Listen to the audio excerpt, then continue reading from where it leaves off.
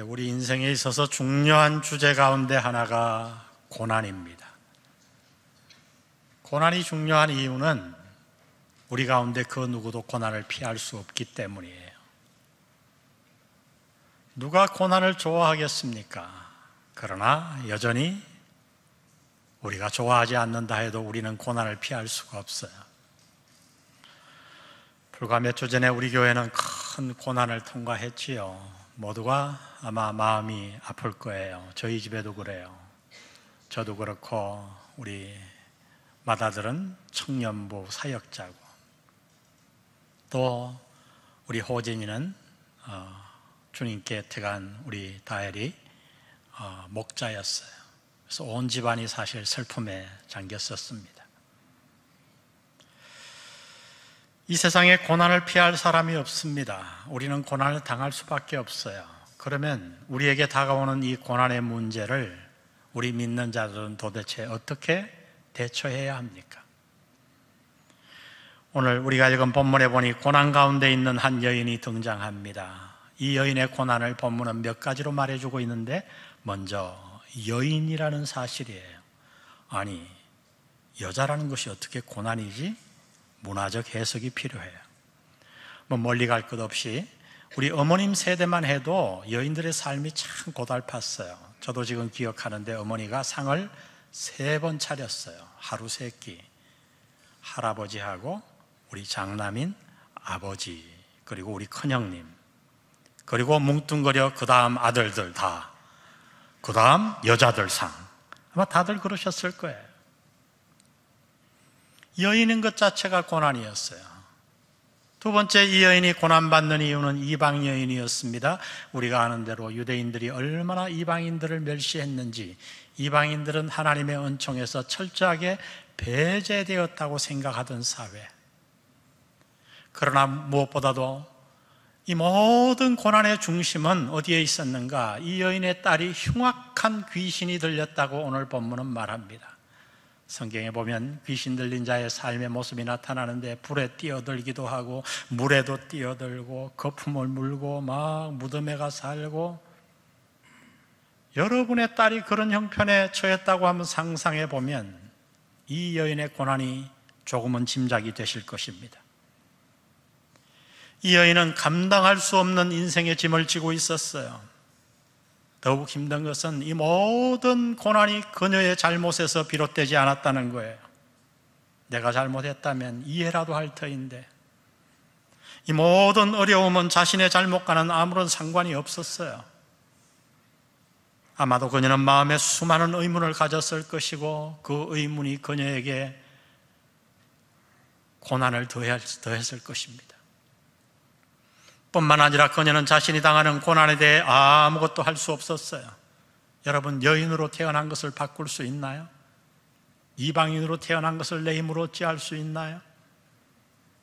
자신의 사랑하는 딸이 귀신 들린 것도 그녀의 힘으로는 도저히 어찌할 바가 없었어요. 내가 저지르지도 않았고 내 힘으로 어찌할 수 없는 인생의 고난 앞에서 그녀는 무너지고 있었습니다. 여러분, 왜 하나님은 이 고난의 이야기, 이 여인의 이야기를 성경에 기록해 놓으셨을까요? 그것은 바로 이 여인의 이야기가 우리들의 인생의 이야기이기 때문이기도 해요. 그래서 그래요. 그래요, 여러분. 인생은 고난이에요.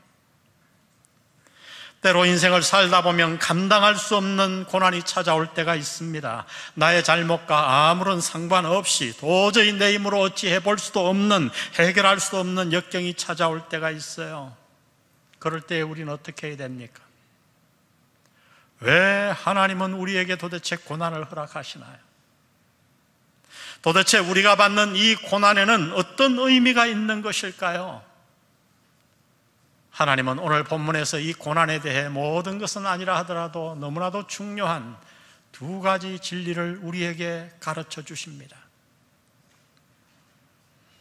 고난은 무엇인가? 하나님은 이렇게 해석하시는 거예요. 우리에게 말씀하시는 거예요. 고난을 이런 각도로 바라보라고 말씀하시는 거예요. 먼저 하나님이 말씀하는 고난은 하나님을 보게 하는 창문이라는 거예요. 다 같이 한번 읽어봅니다. 시작. 고난은 하나님을 보게 하는 창문이다. 이 여인은 어떻게 주님을 만나 그녀의 문제를 해결받았던가? 예수님이 두로와 시돈 지방으로 지나가시자 자신의 집에서 가만히 있다가 그냥 우연히 예수님을 만난 것인가? 전혀 아니에요. 오늘 본문은 이 여인이 예수님을 만난 자세한 이야기를 이렇게 기록해 놓았어요. 22절. 가나안 여자 하나가 그 지경에서 나와서 소리질러 이르되 주 다윗의 자손이여 나를 불쌍히 여기소서 내 딸이 흉악하게 귀신 들렸나이다 하되 예수는 한 말씀도 대답하지 아니하시니 제자들이 와서 청하여 말하되 그 여자가 우리 뒤에서 소리를 지르오니 그를 보내소서. 여러분, 이 여인이 얼마나 오랫동안, 얼마나 집요하게, 얼마나 크게 소리 질렀으면 제자들이 예수님께 요청해서 저를 보내라고 그렇게 했겠습니까? 더구나 여러분, 이 여인이 지금 예수님을 향해 외치는 소리를 보십시오. 주 다윗의 자손이여. 여러분, 놀라운 말이에요. 이 여인은 지금 예수님이 누군지도 모르는데 그냥 병자를 잘 고친다고 하니까 한번 찔러보자 하고 나온 것이 전혀 아니었어요. 이 여인은 예수님에 대해 정확하게 알고 찾아왔다고 본문은 말합니다. 메시아가 다윗의 후손을 통해 온다고 하는 사실은 이방인들에겐 감춰진 사실이었죠. 더군다나 이 여인이 지금 예수님을 찾아 나선 때는 어떤 사회적 분위기인가? 사회 지도층인 모든 유대인들이 예수님을 메시아로 인정하지 않았어요. 인정하지 않을 뿐만 아니라 예수님을 메시아라고 부르는 사람을 미워하고 핍박하던 그 시기였어요. 그런데 이 여인은 그 많은 유대인들이 제자들 앞에서 뭐라고 집요하게 외치는가? 주 다윗의 자손이여, 메시아여. 여러분, 도대체 무엇이 이 여인으로 하여금 예수님을 그렇게 정확하게 알게 만들었을까요? 아니, 무엇이 이 여인으로 하여금 예수님을 그렇게도 간절하게 찾게 만들었을까요? 오늘 본문은 그 이유를 말씀합니다. 그 이유는 다름 아니라 이 여인이 그렇게도 예수님을 정확하게 알고 발견하게 만든 것은 다름 아닌 그녀가 당한 고난이었다고 본문은 말씀합니다. 참혹한 고난이 없었다면 이 여인이 예수님에 대해 알 필요가 있었을까요? 예수님을 찾아 나섰을까요? 아니지요. 아마도 우리가 추측해 보건대 이 여인은 자신의 딸을 고치기 위해 별의별 짓을 다 해봤을 거예요. 우리도 그렇잖아요. 자녀가 아프면 무슨 짓을 못하겠어요. 그러나 아무런 소용이 없었습니다. 그러던 어느 날 이 여인은 예수님에 대해 들었어요. 그리고 그에 대해 자세하게 조사했습니다. 성경을 읽었을 것이고 예수님이 설교하는 곳에 가서 설교를 들었을 거예요. 그렇지 않았다면 어떻게 이 이방 여인이 예수님을 향해 주 다윗의 자손이여, 정확한 메시아의 용어를 사용해서 그를 불렀겠습니까? 그는 그 참혹한 고난으로 말미암아 예수님을 찾아 나섰고 오늘 지금 그를 만나기 위해 외치고 있는 거예요. 여러분, 그렇습니다. 이것이 오늘 본문이 우리에게 주는 메시지예요. 고난의 때에 우리는 무엇을 해야 하는가? 하나님은 말씀합니다. 고난의 때에 우리는 하나님을 찾아 나서야 한다고 말씀합니다. 고난의 때에야말로 우리는 하나님의 얼굴을 구해야 할 줄로 믿습니다. 우리 믿는 자들에게 고난은 무엇인가? 고난은 우리에게 찾아온 우연한 재수 없는 불행이 아니에요. 고난은 우리를 향한 하나님의 간절한 부르심입니다. 고난은 우리로 하여금 하나님을 보게 하는 창문입니다. 여러분이 지금 창세기를 공부하고 있기 때문에 제가 창세기에도 등장하는 고난받는 한 여인의 이야기를 여러분과 함께 나누기를 원합니다. 창세기 16장에 나타난 그녀의 이름은 하갈이에요. 여러분 다 배우셨죠? 여러분 한번 이 본문을 읽으면서 그녀의 입장이 되어 이 본문을 묵상해 보시기 바랍니다. 하갈은 어느 날 영문도 모른 채 먼 나라에서 종으로 팔려왔어요. 힘든 노예 생활을 하고 있었지요.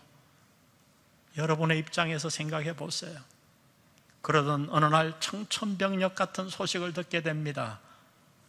그것은 자신이 주인의 씨바지로 들어가야 된다고 하는 것이었어요. 여러분, 아무리 주인이라고 하더라도 80 넘은 노인의 씨바지로 들어가는 것이 쉬운 일이었겠어요? 그녀라고 해서 꿈이 없었겠습니까?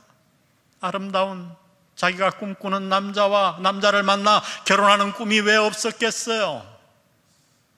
노예의 신분이기 때문에 어쩔 수 없이 씨바지로 들어갔습니다. 그리고 임신을 했어요. 첫 아이를 가지고 생기는 그 입덧, 그것만 해도 감당할 수 없는 짐인데 아이가 생기자 주인의 아내가 그를 질투했고, 오늘 성경 본문에 보면, 창세기에 보면 사라가 그를 학대했다고 말합니다. 학대했다고. 견디다 못한 그녀는 그곳을 떠나기로 결심합니다. 배는 불렀고 막상 집을 나왔지만 갈 곳이 없잖아요. 하염없이 걷다가 한 우물 곁에 앉아 그는 하염없이 울고 있었어요. 그런 그녀 앞에 한 사람이 나타납니다. 창세기 16장 7절에 보니 여호와의 사자가 광야의 샘물 곁 곧 술길 샘 곁에서 그를 만난지라. 이 여호와의 사자가 누군가? 여러분, 구약 성경에서 보통 여호와의 사자 하면 천사를 말해요. 그런데 오늘 이 본문에 나타난 여호와의 사자는 특별해요. 히브리어에 보면 정관사가 붙어 있어요. 이 정관사가 붙어 있는 여호와의 사자는 가만히 읽어보면 누군가? 하나님이에요. 여호와의 사자인데 하는 말을 보면 자신이 하나님이에요. 오늘 본문도 그래요. 근데 신학자들은 이 하나님이 누군가? 많은 신학자들이 예수님이 이 땅에 오시기 전에 종종 구약에도 나타나셨다는 거예요.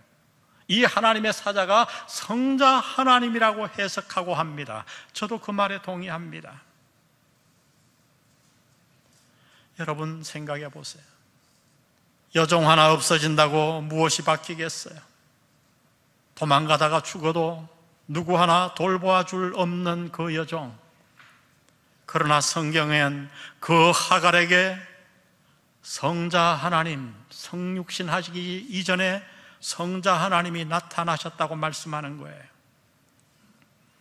제가 이 본문을 연구하면서 놀란 것은 이 정관사가 붙은 이 특별한 하나님의 사자가 구약에 58번 등장하는데 그 가운데 오늘 이 하갈에게 나타나심이 첫 번째 나타나심이에요.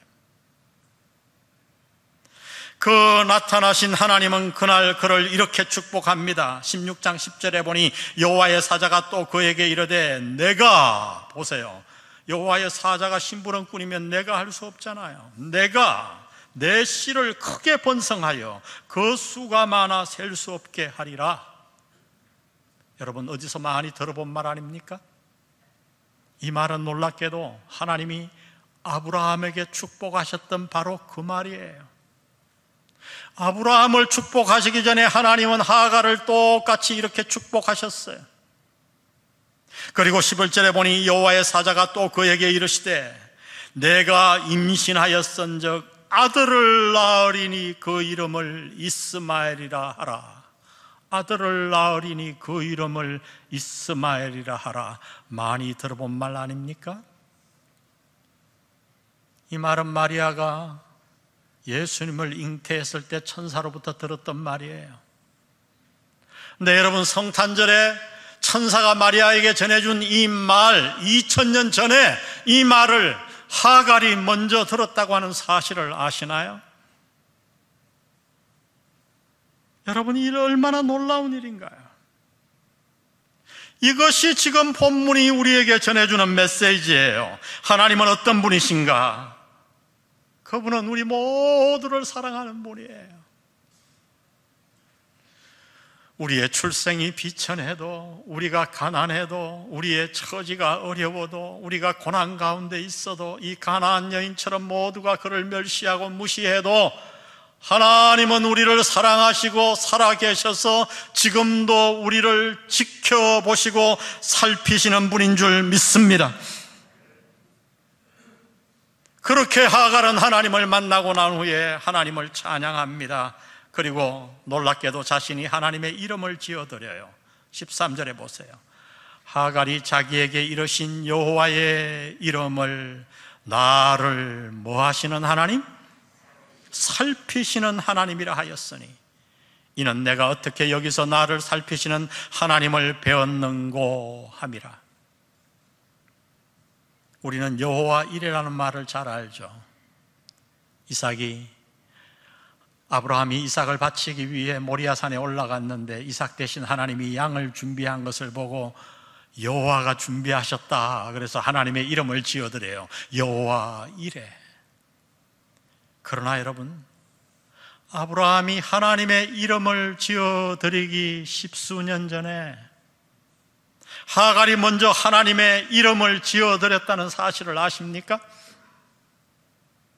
나를 살피시는 하나님, 엘 로이, 엘 하면 하나님이에요. 로이, 살피다, 감찰하다. 여러분, 하갈이 그날 우물에서 엘 로이 하나님 이렇게 딱 한 번 말했다고 생각했어요? 아니요, 아니지요. 상상해 보세요. 하나님이 나타나서 그를 축복하시고 위로하시고 지켜보신다는 사실을 깨닫고 나서 하갈이 어떻게 했겠어요? 아, 하나님이 나를 살펴보고 계셨구나. 하나님은 나를 지켜보고 계셨어. 하나님이 나를 감찰하고 계셨어. 엘로이, 엘로이의 하나님. 할렐루야.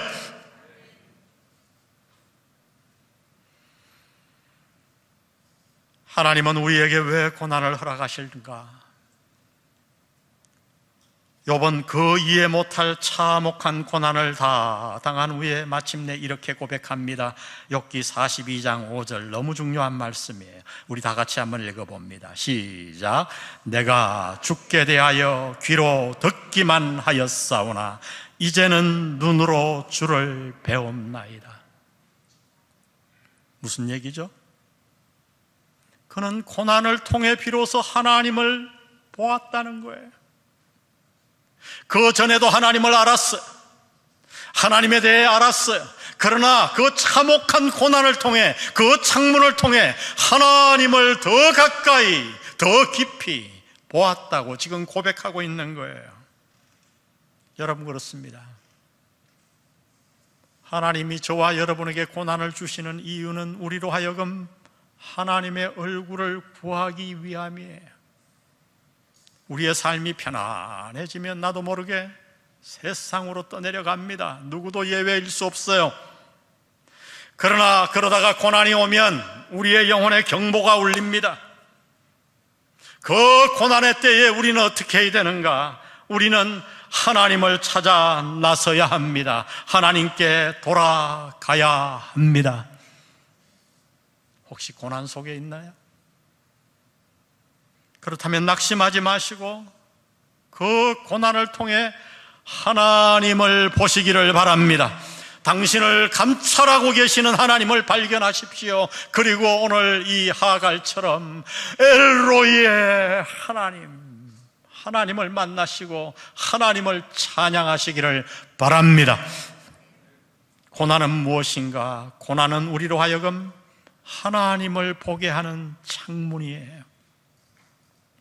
두 번째, 마지막으로 하나님이 고난에 대해 가르쳐 주는 것은 우리 다 같이 한번 읽어봅니다. 시작. 고난은 우리의 성품을 빚으시는 하나님의 도구이다. 예수님은 일찍부터 여인의 외침을 다 듣고 계셨어요.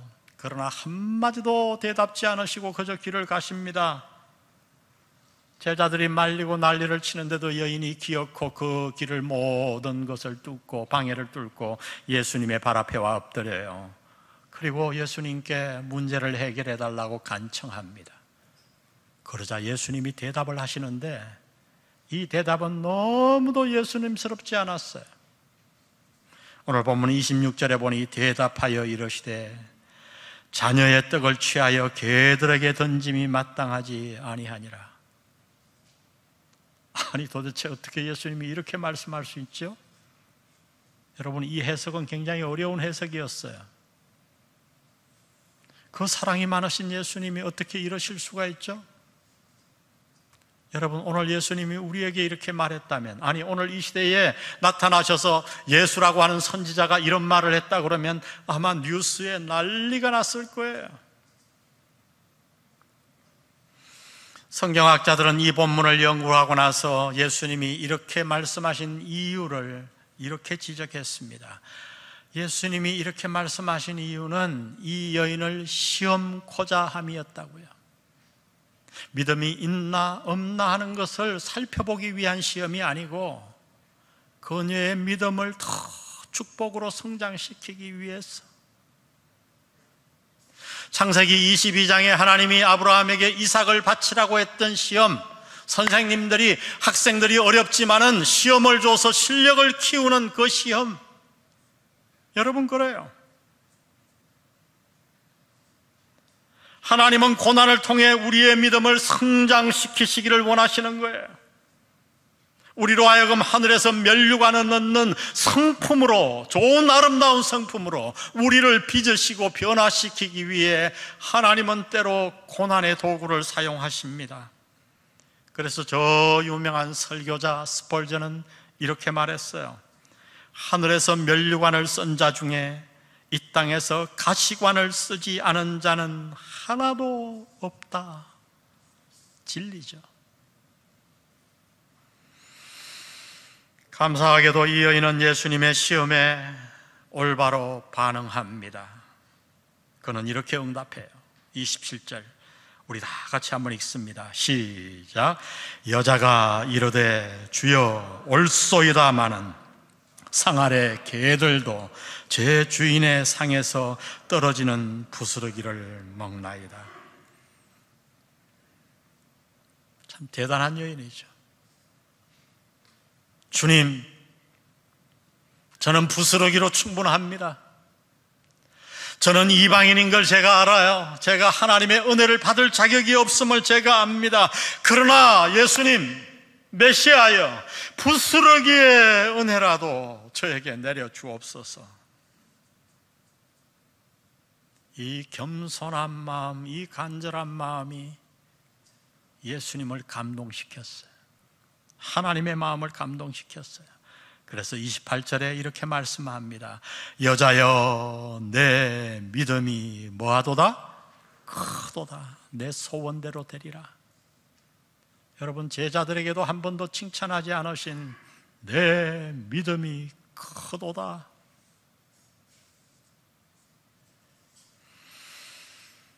여러분, 예배란 뭔지 아세요?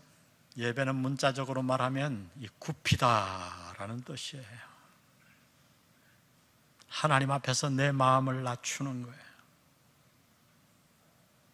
무엇이 도대체 이 여인의 마음을 이렇게 낮추게 했을까요? 이 혹독한 말 앞에 반항하지 아니하고 분노하지 아니하고 주여 올소이다마는 개들도 주인의 상에서 떨어지는 부스러기를 먹나이다. 무엇이 이 여인의 마음을 이렇도록 간절하게 만들었고 낮추게 만들었나요?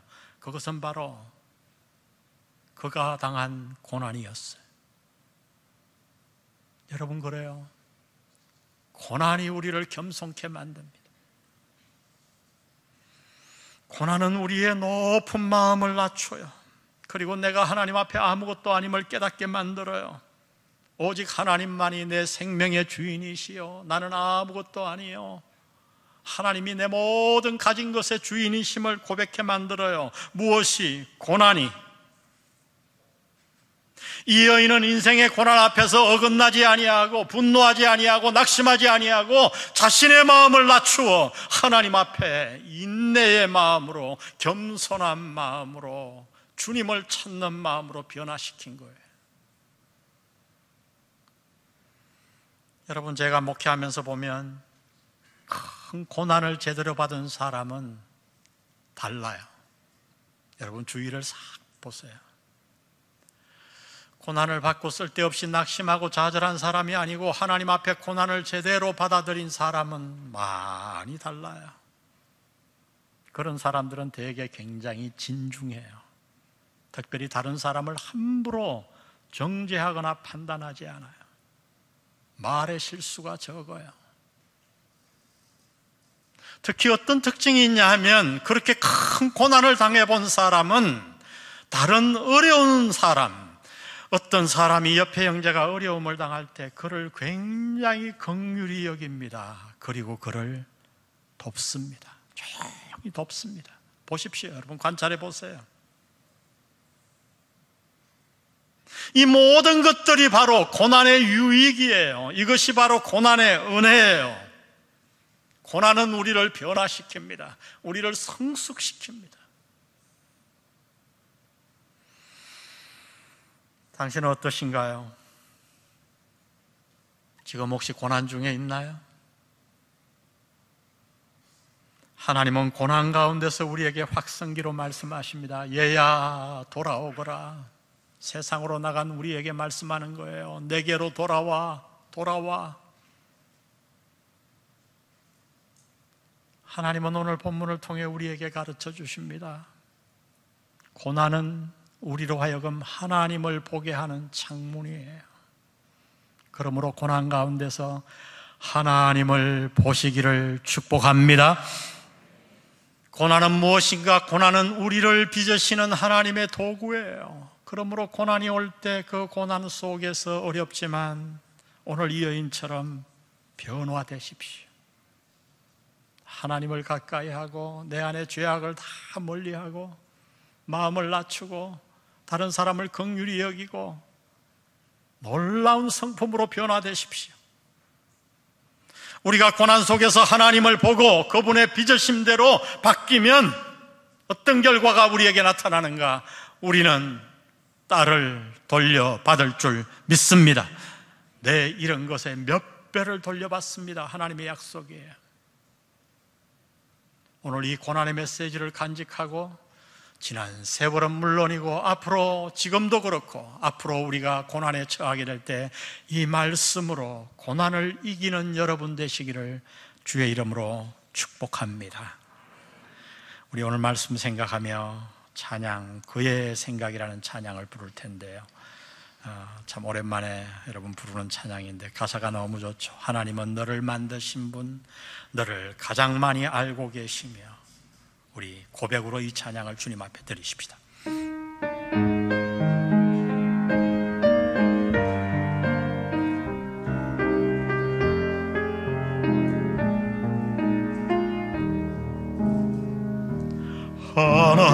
하나님은 너를 만드신 분, 너를 가장 많이 알고 계시며, 하나님은 너를 만드신 분, 너를 가장 깊이 이해하신단다. 하나님은 너를 지키시는, 너를 절대 포기하지 않으며, 하나님은 너를 지키시는 분, 너를 쉬지 않고 지켜보신단다. 그의 생각 셀 수 없고 그의 자비 무궁하며,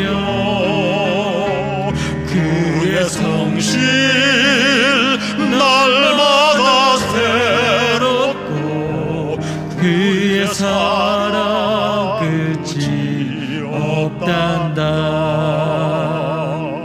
하나님은 너를 원하시는 분, 이 세상 그 무엇 그 누구보다 하나님은 너를 원하시는 사랑하시는 분, 너와 같이 있고 싶어 하신단다. 하나님은 너를 인도하는 분, 광야에서도 폭풍 중에도 하나님은 너를 인도하는 분, 푸른 초장으로 인도하신단다. 그의 생각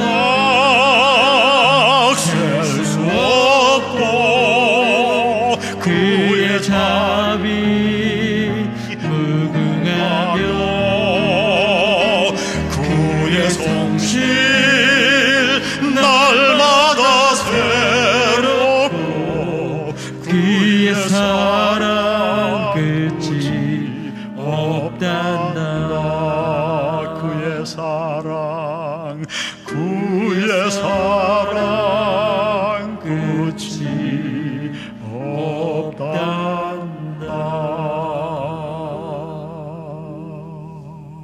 우리 한번 기도하고 돌아갑니다.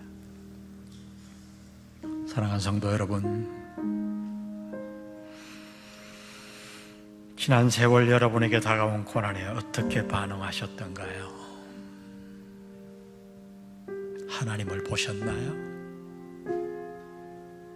변화되셨던가요?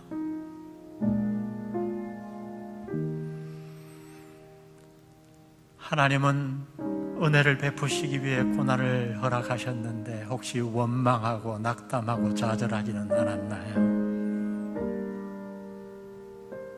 오늘 본문을 통해 주시는 하나님의 말씀을 받으십시오. 하나님은 아무 이유 없이 당신에게 고난을 주시는 분이 아닙니다. 비록 이해하지 못할지라도,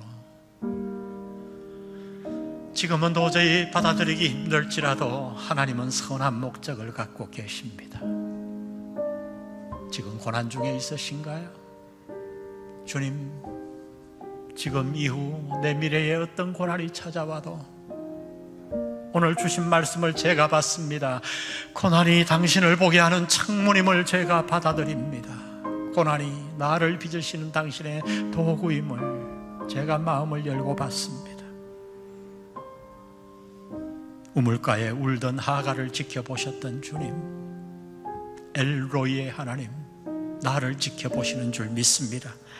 그 하나님, 나를 인도하는, 폭풍 중에도 나를 인도하는 그 하나님 붙들고 남은 생을 살아가게 도와주옵소서. 우리 다 같이 한번 기도로 주님 앞에 나아갑니다. 기도하십시다. 하나님 아버지, 오늘 이 말씀 붙들고 우리가 기도합니다. 아버지, 우리에게 말씀해 주셔서 감사합니다. 교회적으로 너무 어려웁니다. 하나님 아버지, 도와주시고 주께서, 성령께서 우리를 붙들어 주셔서 아버지 하나님, 하갈과 이 가나안 여인과 같이 고난 속에서 하나님을 보게 도와주시고, 고난 속에서 하나님 붙들고 하나님께 돌아가는 우리 성도들 되게 도와주옵소서. 아버지 하나님, 고난 가운데서 고난이 나를 빚으시고 하나님이 나에게 무엇을 원하시는가를 깨달아 하나님의 도구로 받아들이고 변화되는 놀라운 우리 모든 영안의 성도들 되게 하나님께서 도와주시옵소서. 주님께서 도와주옵소서. 주님 도와주옵소서. 주님 도와주옵소서. 그의 생각 셀 수 없고 그의 생각 셀 수 없고 그의 자비 무궁하며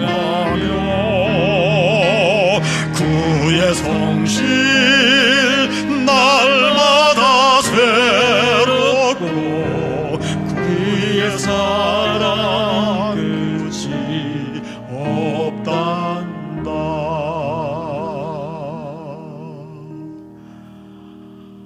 하나님 아버지, 고난에 대해 가르쳐 주셔서 감사합니다.